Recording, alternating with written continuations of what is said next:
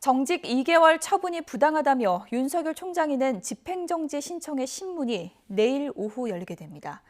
정직 처분이 유지될지 아니면 직무에 다시 복귀할지 또 한 번 윤 총장의 운명을 결정할 법원의 시간이 다가왔습니다. 임성우 기자입니다. 윤석열 검찰총장이 낸 2개월 정직 집행정지 신청의 주요 쟁점은 표면적으론 지난번 직무정지 때와 같습니다.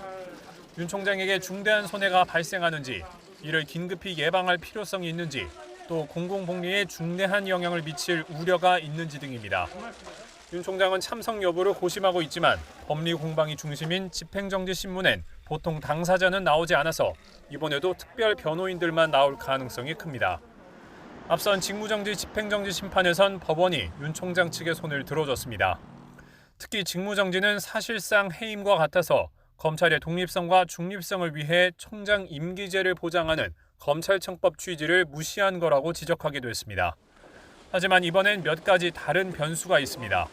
우선 윤 총장의 임기가 7개월쯤 남은 상황에서 2개월 정직을 회복할 수 없는 손해로 볼 수 있느냐입니다.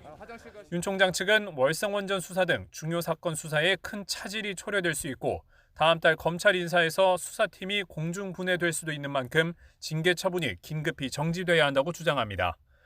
반면 법무부 측은 전직 대통령들도 국회 탄핵소추 의결로 몇 달간 직무 집행이 정지된 바 있다고 맞서고 있습니다.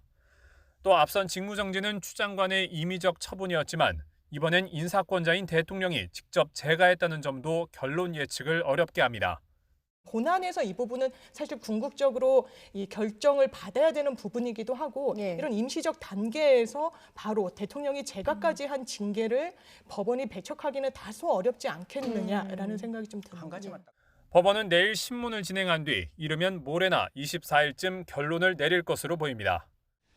해임이 아닌 정직 2개월, 더군다나 대통령 재가까지 난 징계라는 점에서 이번 사안은 지난번 직무정지 때보다 훨씬 복잡하고 민감합니다.